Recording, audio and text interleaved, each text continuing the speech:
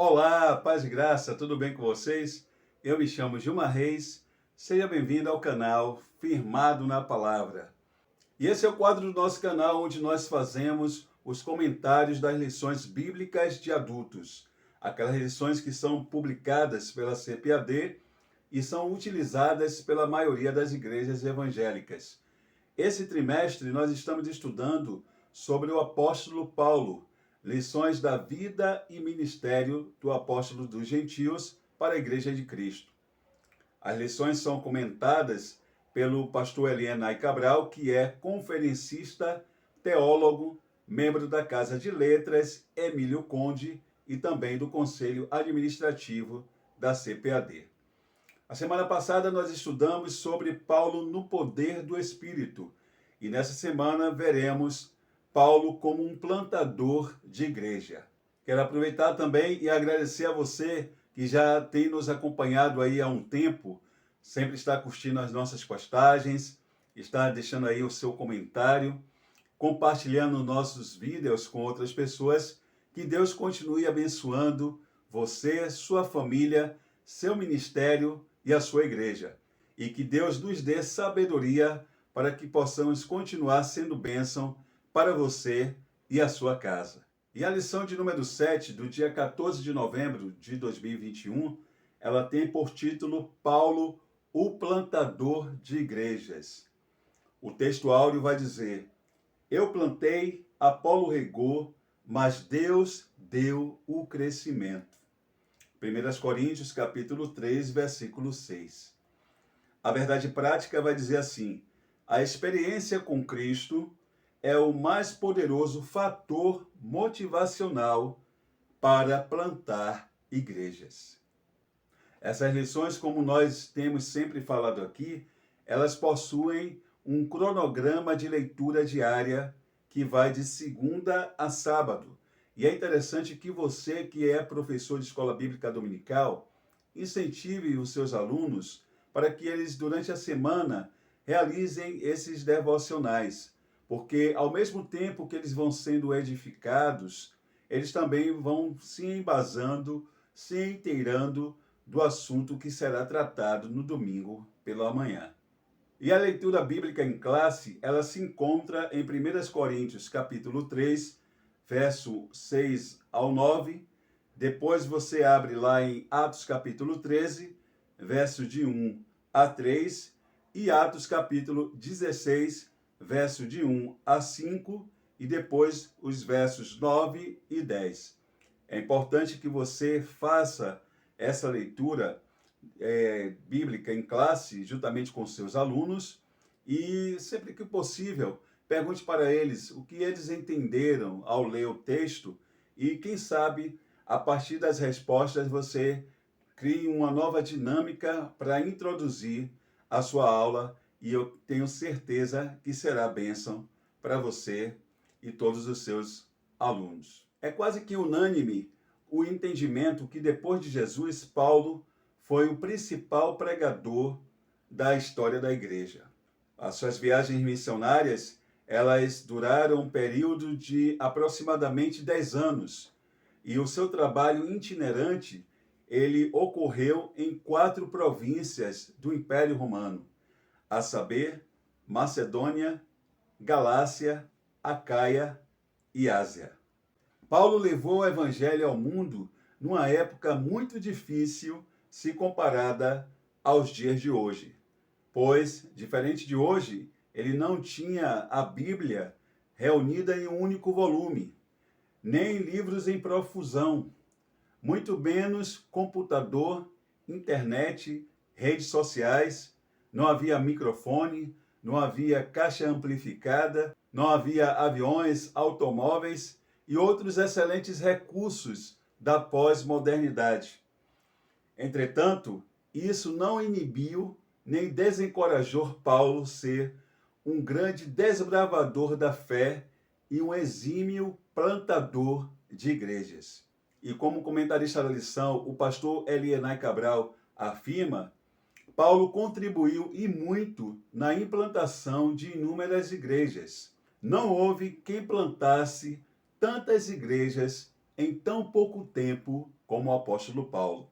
Sua vida e ministério é um exemplo para nós e nos impulsiona a pregar o evangelho e estabelecer igrejas onde as pessoas nunca ouviram falar das boas novas de Cristo. Dessa forma, seguindo o exemplo do apóstolo dos gentios, pois era justamente isso que ele fazia, como nós podemos inferir em Romanos capítulo 15, versículo 20. Esforçando-me deste modo por pregar o evangelho, não onde já Cristo for anunciado, para não edificar sobre fundamento alheio. O comentarista da lição, o pastor Elianai Cabral, ele vai dizer que a plantação de igreja é uma parceria que envolve um trabalho duplo do homem e de Deus, pois nós plantamos igreja assim como o agricultor ele planta a semente na terra, cumprindo todos os seus deveres, que é o de semear ou plantar a semente, regar com a quantidade de água necessária, cuidar e pulverizar, pois isso é o seu dever e está dentro das suas limitações. É o que ele pode fazer como ser humano. No entanto, existe um processo que ocorre simultâneo a esse, que é o processo que está fora do seu poder, do seu controle, pois pertence única e exclusivamente a Deus, que é o de mandar a chuva, fazer com que a chuva caia, fazer com que o sol brilhe, fazer com que o vento sopre e dessa forma fazer com que a semente ela germine, transforme-se em uma planta, cresça e dê frutos.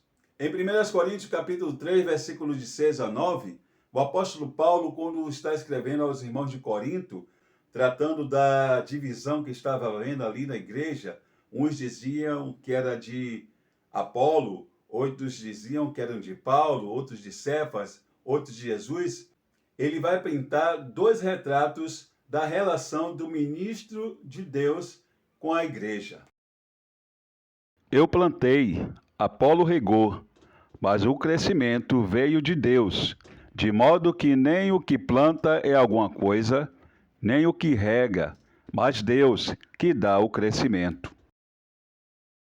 Ora, o que planta e o que rega são um, e cada um receberá o seu galardão, segundo o seu próprio trabalho. Porque de Deus somos cooperadores, lavoura de Deus, edifício de Deus sois vós. A igreja de Antioquia, ela foi o ponto de partida para o crescimento e estabelecimento de igrejas. Quando nós lemos ali Atos dos Apóstolos, capítulo 13, fica claro para nós que a partir dali o centro, o foco de atenção deixa de ser Jerusalém e passa a ser Antioquia e a missão que vai partir dela.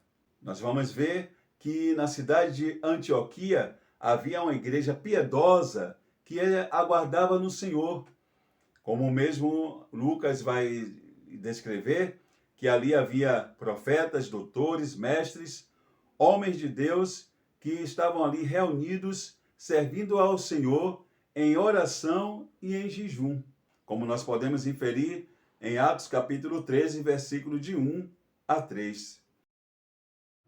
Havia na igreja de Antioquia profetas e mestres, Barnabé, Simeão, por sobrenome Níger, Lúcio de Cirene, Manaém, Colácio de Herodes, o Testraca e Saulo.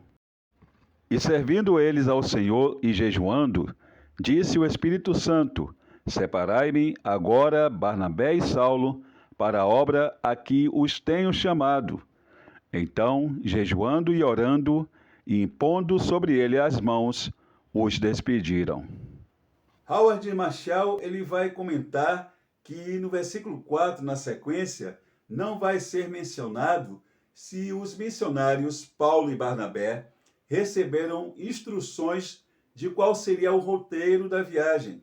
E ele entende que a ausência dessa explicação seria porque o foco do médico historiador Lucas era mostrar que a inauguração das viagens missionárias teria sido dada pelo próprio Deus. Nós vamos ver que ali na sequência o texto vai mostrar que a despedida dos missionários vai ser precedida por mais uma sessão de jejum e oração, indicando sem dúvida que ali se tratava de um período de intercessão em prol do êxito da viagem missionária.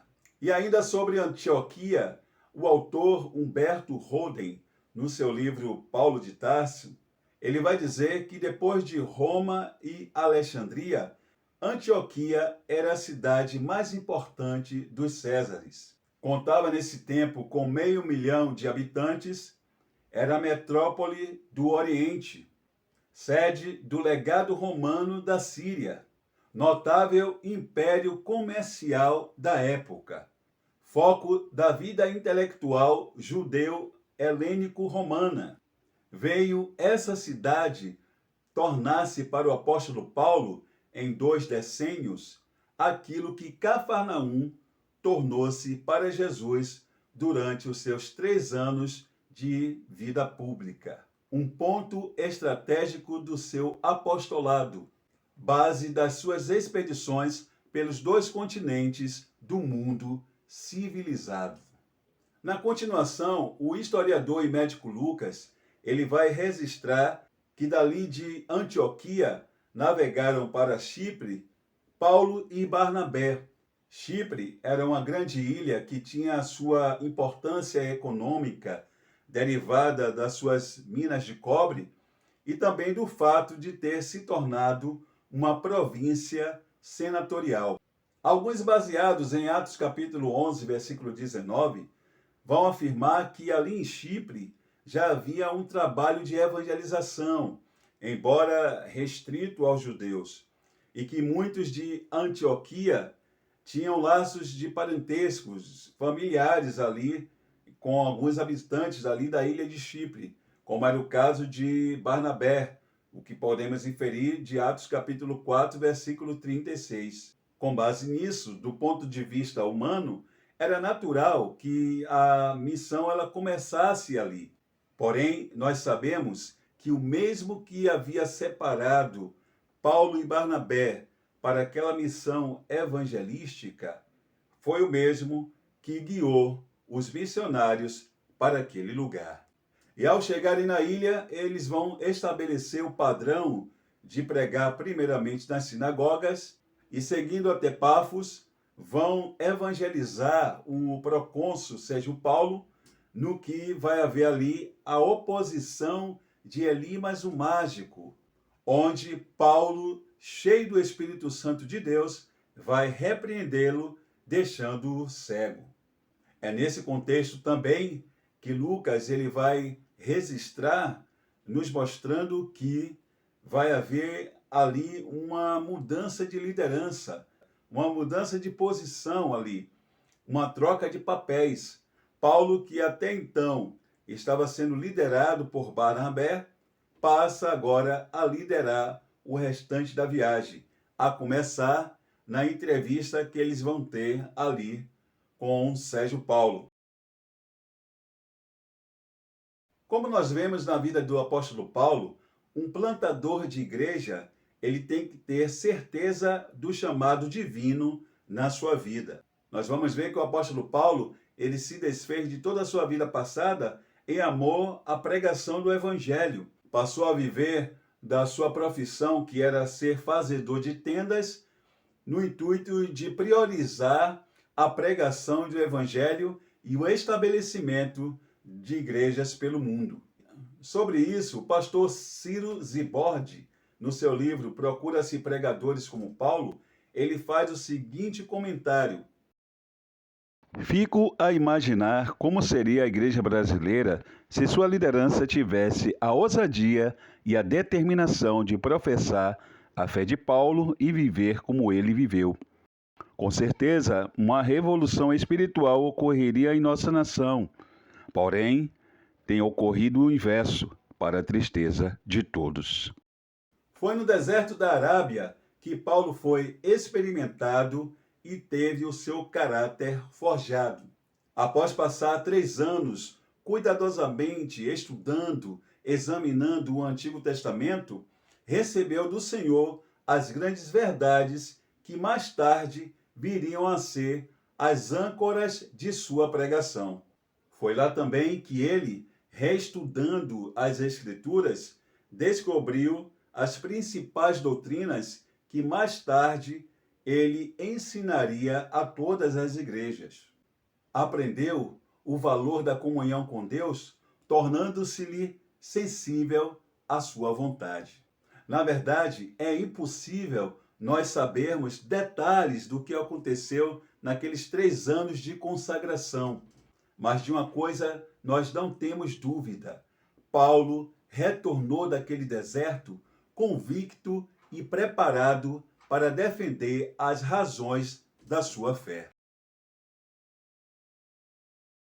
O comentarista da lição, pastor Elienay Cabral, ele vai nos lembrar que toda estratégia de um plantador de igreja, ela deve ter como base as Escrituras. De fato, o evangelho verdadeiro, que é poder de Deus para a salvação de todos aqueles que creem, é único. Entretanto, o apóstolo Paulo, inspirado pelo Espírito Santo de Deus, preocupou-se com a disseminação de um outro evangelho, como nós podemos inferir em Gálatas capítulo 1, versículo 8. Ele sabia que o adversário de nossas almas, além do mal declarado, ele também se vale do falso bem, ou seja, das falsas boas novas, para enganar os desavisados. Por isso, há necessidade dos servos do Senhor distinguir não apenas o verdadeiro evangelho do falso, mas também distinguir o verdadeiro do meio verdadeiro. Por isso o apóstolo Paulo não somente foi um plantador de igrejas, mas também um grande apologeta, um defensor das verdades bíblicas. Que nós possamos não apenas nos aplicarmos a estabelecer igrejas, mas também que nessas comunidades cristãs haja o discipulado, haja o ensino puro e genuíno das Sagradas Escrituras. Os novos convertidos, os neófitos da fé, eles sejam doutrinados, discipulados, com base na verdadeira graça divina, a graça revelada a nós na pessoa de Jesus Cristo. Que venhamos defender o rebanho do ensino de uma graça barata, aquela que, em vez de justificar o pecador, justifica o pecado. Aquela que fomenta a pregação do perdão sem o arrependimento do pecador, que batiza sem disciplina eclesiástica e defende uma comunhão sem confissão de pecados. A graça barata é a graça sem discipulado, é a graça sem a cruz, é a graça sem Jesus Cristo vivo e encarnado. O apóstolo Paulo, nos seus dias, compreendeu que o estabelecimento e crescimento de uma igreja não depende de tecnologia ou de alguma habilidade puramente humana. Não, ela depende principalmente de elementos naturais, elementos esses que se referem àquilo que somente Deus pode fazer. Pois é pelo poder do Espírito Santo que nós desbravamos os lugares, pregamos a palavra, vidas são convertidas e ali há o trabalhar do Espírito Santo em cada coração, fazendo com que eles cresçam e deem frutos. Nós apenas somos instrumentos na mão do Senhor, o qual nos comissionou para avançar e divulgar, propagar o Evangelho, nos dando talento, dons, que são os instrumentos, as ferramentas que nós temos que utilizar nessa propagação, entendendo que não somos nada, mas Cristo sim é tudo em nós. Muito bem, queridos, esse foi o comentário da lição de hoje. Se você gostou, já deixa aí o seu like e seu comentário. Também compartilhe com seus amigos. Se você não é inscrito aqui no nosso canal, se inscreva e continue orando por nós, para que Deus possa continuar nos ajudando a prosseguir aqui nesse trabalho.